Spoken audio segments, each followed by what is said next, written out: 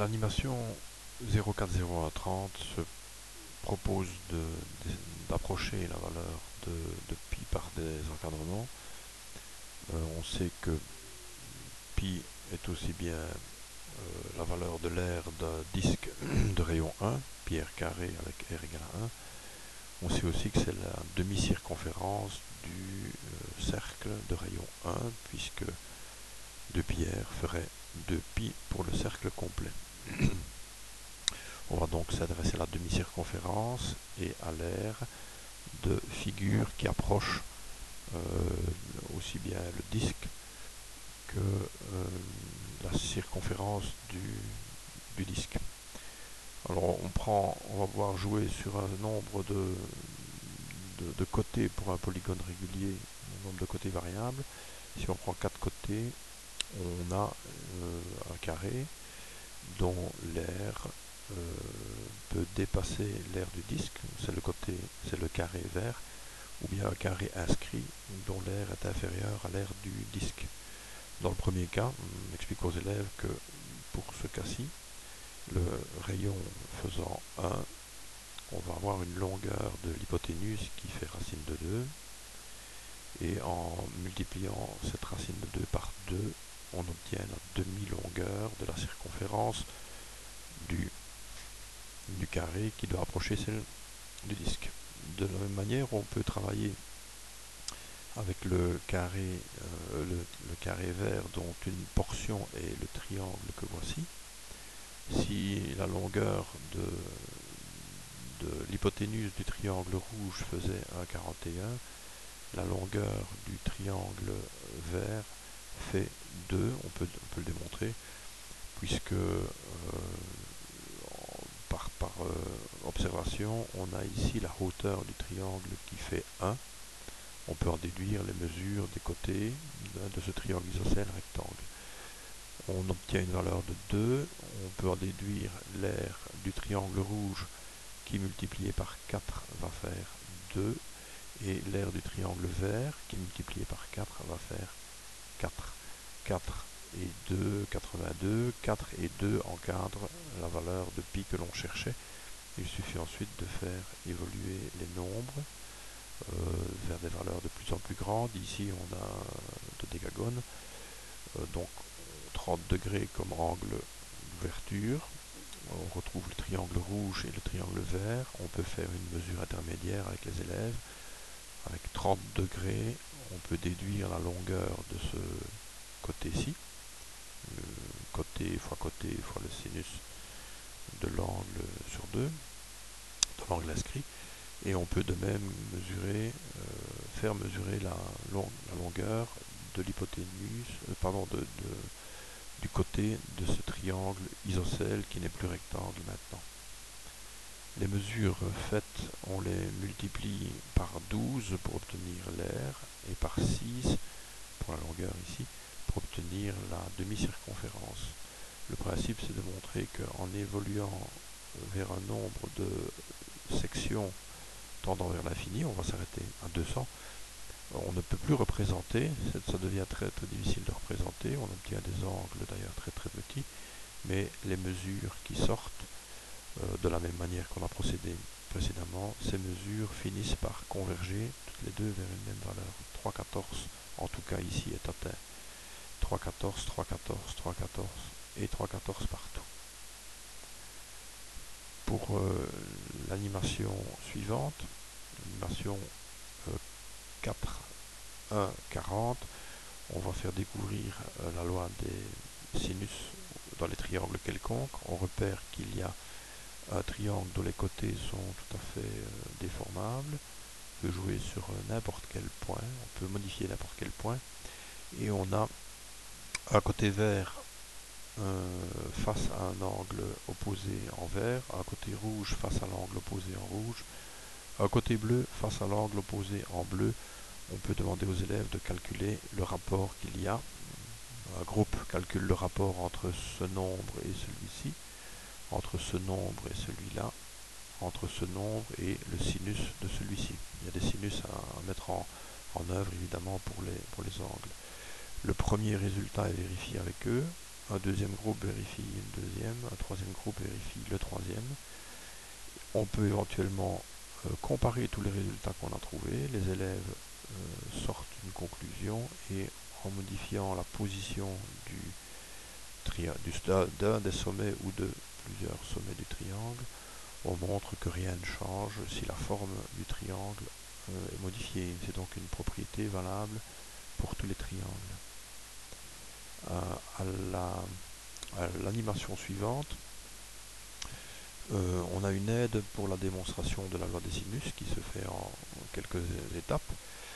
Pour la loi des sinus, il est nécessaire d'abord de couper en deux triangles rectangles de manière à utiliser SOHCAHTOA sur cet angle-ci et sur cet angle-là. Mais on pourrait très bien aussi faire un choix de cette section-ci. D'ailleurs, c'est ce qui se fera plus tard dans la démonstration. Dans la première partie, on a fait apparaître deux triangles, un vert et un bleu. On fait jouer la loi du sinus dans les triangles rectangles et appliqué à ces triangles, on obtient une première égalité, une deuxième qui forme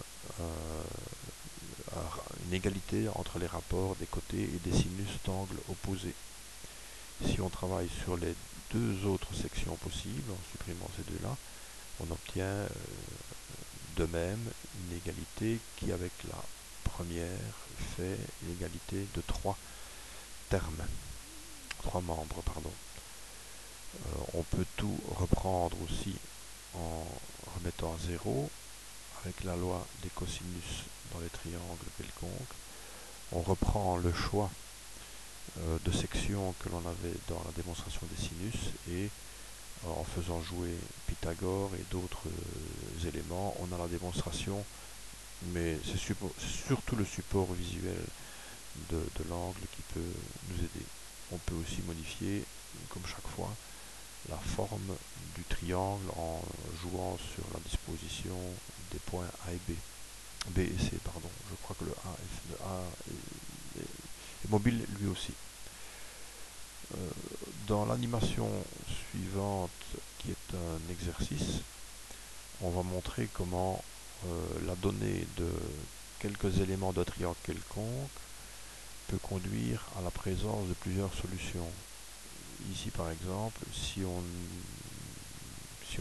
mobilise, si on adapte la longueur d'un côté, si on adapte la longueur d'un deuxième côté, le côté AC, qui n'est pas encore visible ici, et si on adapte la longueur d'un angle, dans certains cas, les élèves font le calcul, dans certains cas, il est nécessaire de prévoir deux solutions, et dans d'autres cas, une des solutions est à rejeter. On va visualiser pourquoi en prenant la représentation des données fournies. AB est fixé égal à 10, mais vous pouvez le modifier. Le côté AC détermine la position de C à partir de A, donc a priori un ensemble de points disposés sur un cercle convient. Et la donnée de l'angle montre que dans certains cas, il n'y aura pas de solution, dans certains cas, il n'y en aura qu'une, et dans d'autres cas, il peut y avoir deux solutions. On a la preuve visuelle ici qu'il peut y avoir deux solutions possibles, deux triangles, un triangle que les élèves ont évalué avec des valeurs 4,6, c'est une donnée, avec une valeur pour C1B qui est importante et une valeur pour C2B qui est plus petite. Les valeurs apparaissent en mode égal 4. 13,68 pour l'une et 5,76 pour l'autre. On est toujours libre de modifier par après n'importe laquelle des trois mesures pour montrer que beaucoup de situations peuvent donner naissance à un problème à plusieurs solutions.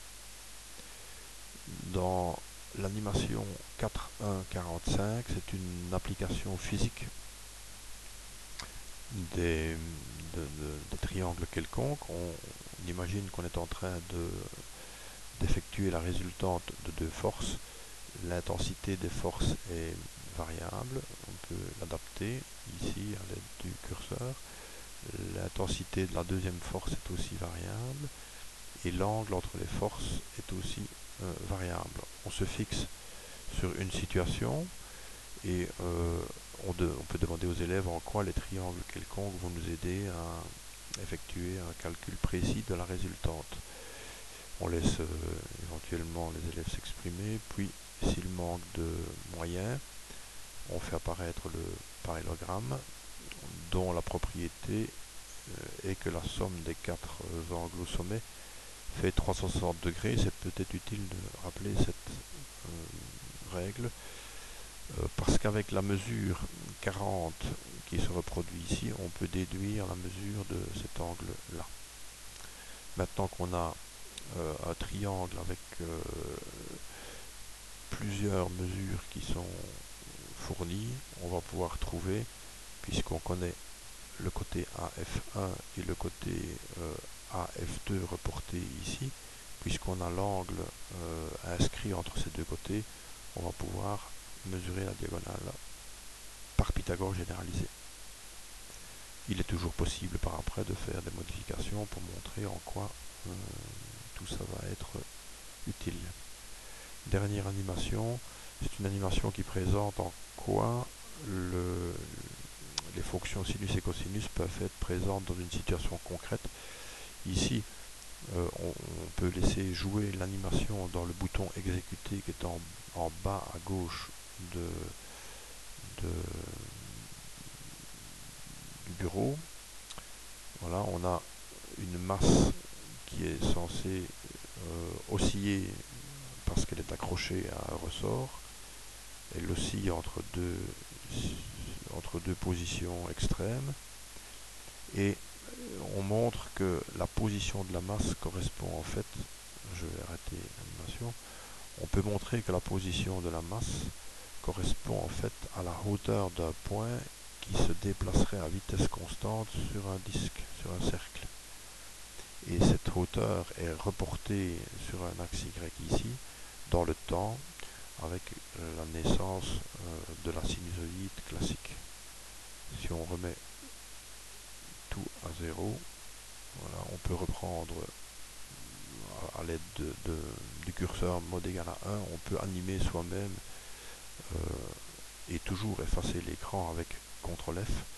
On peut animer point par point, montrer que la masse en montant correspond à un point P qui vient de quitter sa position du repos et qui se déplace dans le sens contraire des aiguilles d'une montre, dans le sens trigonométrique.